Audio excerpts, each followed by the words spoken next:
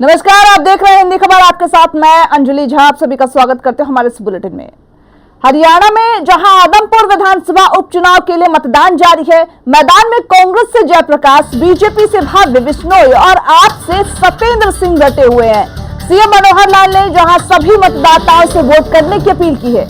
Adampur seat पर दोपहर के 1 बजे तक के अगर आंकड़ों पर नजर डालें तो 41% मतदान हो चुका है। आदमपुर विधानसभा उपचुनाव में कुल 1.72 लाख वोटर हैं। आदमपुर विधानसभा उपचुनाव को लेकर के धारा 144 लागू कर दी गई है। वही बता दें कि उपचुनाव के लिए शाम के 6 बजे तक लगातार वोटिंग चलती रहेगी। ऐसे में कहीं ना कहीं देखा जाए तो जो मतदाता है उनमें जोश की कोई कमी नहीं है। 41% अभी तक वोटिंग हो चुकी है। वही सीएम मनोहर लाल ने भी सभी से अपील की है कि मतदान केंद्रों पर जाकर के अपने जो भी प्रत्याशी हैं उनको लेकर के वोट करें। वही अगर आदमपुर विधानसभा के चुनावी रण में मुकाबले की बात करें तो मुकाबला दिलचस्प देखा जा रहा है बीजेपी और कांग्रेस के बीच, क्योंकि कहीं ना कहीं बीजेपी और जसपा की जो गठबंधन है उसकी साख की लड़ाई है।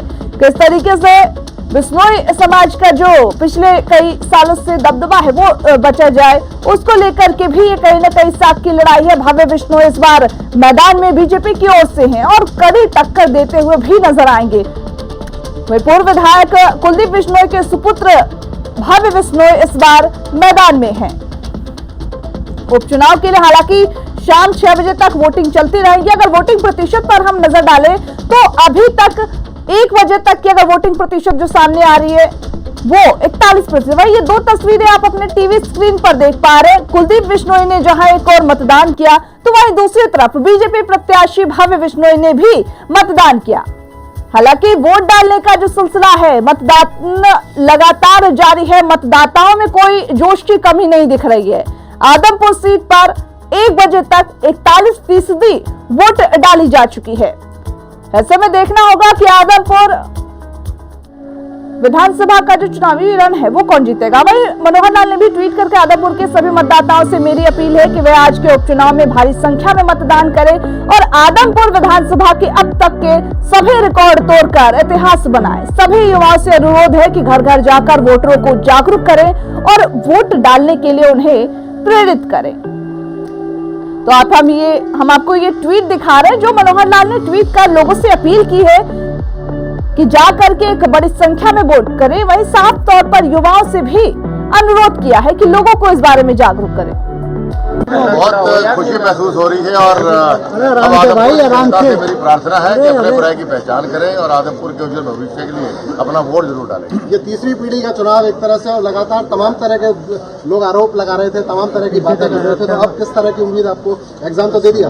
देखिए, मैं तो यही कहूंगा कि तीसरी पीढ़ी से हारने का रिकॉर्ड जयप्रकाश बढ़ाएगा। पहले चौधरी भजनलाल जी से हारा, फिर मुझसे हारा, भव्य से हारेगा और आदमपुर हल्का फिर से एक बार उन्नति के पथ पे। बिश्नोई साहब, आम आदमी पार्टी ने पूरी ताकत लगा रखी है। दिल्ली का हाल पॉल्यूशन से बेहाल है, लेकिन यहाँ सीएम साहब आए थे, पंजाब सीएम आए थे। तीसरे उम्मीदवार की क्या यहाँ स्थिति है? देखिए, बुरा हाल रहेगा, जमाना जब्त के हालात मुझे उनके लगते हैं, लेकिन मुकाबला एक तरफा है और कांग्रेस पार्टी को हम दूर जुटाने का काम इस बार करेंगे। मैं तो आभार प्रकट करता हूँ आदमपुर की महान जनता का, छत्तीस बरादरी के मेरे परिवार का, जिन्होंने इस पूरे चुनाव में मुझे इतना आशीर्वाद और प्यार दिया है और मैं उनको विश्वास दिलाता हूँ कि मैं पूरी ईमानदारी के साथ अपना कर्तव्य निभाऊंगा। मुझे भरोसा है कि मुझे उनका आशीर्वाद आगे मिलेगा। मेरा सौभाग्य है कि मुझे मौका मिला भजनलाल जी के व्यवसायिक आगे बढ़ाने का। मेरी बहुत बड़ी जिम्मेदारी भी है, उसको पूरी ईमानदारी से निभाऊंगा और बात रही सेवा निष्ठा के साथ। इसी पर ज्यादा जानकारी देने के लिए हमारे साथ हमारे सहयोगी शिखा शर्मा जुड़ चुकी हैं। शिखा, मतदान लगातार जारी है, मतदाताओं में आप किस तरीके की जोश देख पा रहे हैं और अभी तक की अगर वोटिंग प्रतिशत की बात करें तो क्या कुछ निकलकर सामने आ रहा है? जी देखो, बात करें वोटिंग प्रतिशत की तो 1 बजे तक 41% जो वोटिंग है वो हो चुकी है। तो कहीं ना कहीं ये कह सकते हैं आधा समय जो है वो अब निकल चुका है और अब मात्र से 3.5 घंटे का समय जो है वो जनता के पास रह गया अपने मतदान का इस्तेमाल करने का। उम्मीद तो ये की जा रही थी कि आंकड़ा जो है 70 से 80 के बीच में आएगा, पर अब देखा जाए तो लग रहा है कि 70 तक ये जो आंकड़ा है कहीं ना कहीं ये सिमट के रह जाएगा, क्योंकि एक बहुत बड़ा फैसला है जो आदमपुर की जनता को आज लेना है कि वो जिस गढ़ को जहाँ से आज तक बिश्नोई परिवार को कोई निकाल पाया था या नहीं, इस बार कांग्रेस के हाथ में वो जीत मिलती है। क्योंकि अब तक कांग्रेस के साथ बिश्नोई परिवार का नाम जुड़ रहा था कांग्रेस के साथ, पर अब इस चुनाव में बिश्नोई परिवार का नाम जुड़ने जा रहा है बीजेपी के साथ। कई बार ये भी होता था कि कितने से ऐसे वोटर थे वो चाहते थे कि वो किसी और को वोट दे, यानी कि बीजेपी को, पर बिश्नोई परिवार के चलते हुए उन्हें कांग्रेस को वोट देना पड़ता था क्योंकि वो बिश्नोई परिवार को धोखा नहीं दे सकते। पर अब जब ये हो गया है कि बिश्नोई परिवार ने बीजेपी का दामन थाम लिया है, तो कहीं ना कहीं ऐसे वोटर्स के लिए वो काफी फायदेमंद बात है, क्योंकि पार्टी भी जो वो चाहते हैं वही है और चेहरा भी वही है जो वो चाहते हैं। तो ऐसे में कहीं ना कहीं बीजेपी को और बिश्नोई परिवार दोनों को ये फायदे होते दिख रहे हैं। और ऐसे बहुत से लोग हैं जो सिर्फ बीजेपी को वोट डालना चाहते थे, तो उनके लिए भी कहीं ना कहीं फायदेमंद की बात है। तो ऐसे में इस समय बिश्नोई परिवार को आजमगढ़ से निकाल पाना, चाहे वो कांग्रेस हो, चाहे वो इनेलो पार्टी हो, या फिर नई पार्टी जिससे हरियाणा में आई है आम आदमी पार्टी की सरकार, उनके लिए, तीनों के लिए इस समय बहुत मुश्किल है। जिस तरह से लगातार सीएम के द्वारा जब रैली की गई, जो एक रुझान देखने को मिला, जिस तरह से लोगों का उत्साह देखने को मिला, चाहे वो और हरियाणा के जितने भी नेताओं के द्वारा रैली की गई, चाहे वो शिक्षा मंत्री हो, चाहे वो अनिल विज हो, एक जो रुझान देखने को मिल रहा है जनता का, एक कह सकते हैं कि एक अटैचमेंट जो है वो कहीं ना कहीं समय बिश्नोई परिवार के साथ बनी आ रही थी। तो जननाथ के टाइम से ये परिवार जो है वो आदमपुर में रहता हुआ आया है, तो कहीं ना कहीं जनता जानती है कि बिश्नोई परिवार एक ऐसा परिवार है जो हमारी मांगों को सुनेगा, हमारे काम करेगा। और वही बिश्नोई परिवार भी आदमपुर की जनता की रग रग से वाकिफ है कि जनता क्या क्या चाहती है, किस तरह के काम वो चाहती है, कौन कौन से बदलाव वो चाह रही है। जब कांग्रेस में रहते हुए बिश्नोई परिवार को चेंज नहीं कर पाए, जो मांगे उनकी थी सरकार से अपने क्षेत्र के लिए, वो मांगे पूरी नहीं हुई, तो उन्होंने कांग्रेस पार्टी को छोड़ दिया और वो बीजेपी पार्टी में आ गए। लगा कि अब बीजेपी एक ऐसी पार्टी है जहाँ हमारी मांगे जो है वो जनता के लिए पूरी हो सकती है। और उन्होंने ये भी कहा कि जब मैं कांग्रेस में था मैंने बहुत ही अपनी मांगे रखी कि हाँ मुझे ये चेंज चाहिए, पर मेरी बातें नहीं सुनी गई, इसलिए अब मैं बीजेपी में आया हूँ।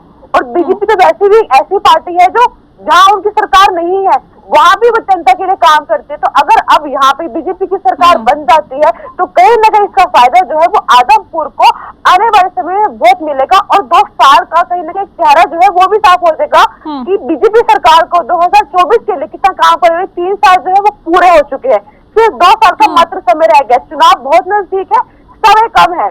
और अगर किसी और पार्टी को हरियाणा में अपनी सरकार जमानी है तो उन्हें लगातार जी तोड़ मेहनत करनी पड़ेगी, क्योंकि एक बार बीजेपी जहां अपनी सरकार बना रहती है उनको वहां से निकाल पाना आसान नहीं है। और बात करें अगर बीजेपी सरकार की हरियाणा में, तो यहाँ से इस समय उनको किसी भी तरह से निकालना आसान नहीं लग रहा है। लेकिन अगर बात शिखा आदमपुर उपचुनाव की करें तो देखा जाए तो बीजेपी के लिए एक साख की लड़ाई नजर आ रही है, क्योंकि भजन लाल की जो विरासत है उसको संभाले रहना और साथ ही साथ कुलदीप बिश्नोई जैसा आपने जानकारी दी कांग्रेस से अब बीजेपी में शामिल हो चुके, ऐसे भव्य बिश्नोई अगर जीतते हैं साख की लड़ाई है, लेकिन जो 19 सालों का रिकॉर्ड है वो भी टूटेगा कहीं ना कहीं। जी बिल्कुल, पर कहीं ना कहीं ये भी है ना कि पहले लोगों ने भजन लाल को पहले कांग्रेस को वोट दिया, पर भजन लाल ने कहीं ना कहीं वो विश्वास जीत लिया। वो लगातार जनता के लिए काम करते रहे। उनके पास उनके बेटा है, उन्होंने भी कहीं ना कहीं उनके पिता का जो जीता हुआ विश्वास था उसका फायदा जो था वो कहीं ना कहीं कुलदीप बिश्नोई को देखने को मिला। पर अब जब कुलदीप बिश्नोई के बाद उनके बेटे जो है वो ये चुनाव लड़ रहे हैं, तो पूरी उम्मीद की जा रही है कि इतने सालों में उनके पिता की की हुई मेहनत और उनके दादा की हुई मेहनत का फल जो है वो भी कहीं ना कहीं भगत बिश्नोई को चुनाव में देखने को मिलेगा। क्योंकि लगातार बिश्नोई परिवार जो है वो आदमपुर के लिए काम करता आया है। और जब उन्होंने खुद ये बोला है कि मैंने कांग्रेस से मांग की थी कि मुझे अपने क्षेत्र के लिए काम करना है, मुझे ये मौके दी, मुझे ये फैसिलिटी जो है वो दी जाए, तो कांग्रेस ने नहीं दी, इसलिए मैंने कांग्रेस पार्टी भी छोड़ी है और अब अपने हल्के के अच्छे के लिए मैं बीजेपी ज्वाइन कर रहा हूँ। तो ऐसे बहुत से लोग होंगे जो चाहते थे कि हम बीजेपी को वोट दें, पर सिर्फ उनका चेहरा कुलदीप बिश्नोई नहीं था, इसलिए उनको कांग्रेस को वोट देना पड़ता था। पर अब जब पार्टी भी उनके पसंद की है, चेहरा भी उनके पसंद का है, तो कहीं ना कहीं इसका फायदा जो है वो बीजेपी को आज जो चुनाव होने वाले हैं देखने को मिलेगा। उम्मीद ये की जा रही है कि 5 से 10 हजार के वोटों के गैप के बीच में भव्य बिश्नोई जो है वो जीत हासिल करेंगे। ऐसा बीजेपी के नेता का कहना है कि ये जो जीत है बहुत अहम होने वाली है और अगर ये जीत वो जीत जाते हैं तो उनकी एक सीट जो है वो कहीं ना कहीं कंफर्म हो जाएगी और बीजेपी के लिए आने वाले चुनाव में बहुत फायदा होगा। 2024 की जो चुनाव है बहुत महत्व रखते हैं। अगर इस बार बीजेपी जीतती है तो 15 साल पूरे अपने यहाँ हो जाएंगे। और उस दिन मनोहर खट्टर जी ने भी कहा था कि एक बार बीजेपी जहाँ आ गई वो वहाँ से इतनी आसानी से जाती नहीं है, उनको वहाँ निकालना मुश्किल नहीं है। और लगातार सीएम जो है वो जनता के हित में काम कर रहे हैं, उनको रोजगार दे रहे हैं, नई नई इंडस्ट्रीज लगा रहे हैं, इंफ्रास्ट्रक्चर लेकर आ रहे हैं, स्कूल खोल रहे हैं, कॉलेज, स्पोर्ट्स, मतलब हर वो फैसिलिटी जो जनता चाहती है वो उन्हें मिल रही है। तो जनता कहीं ना कहीं इस समय बीजेपी का पलड़ा भारी करते हुए दिख रही है।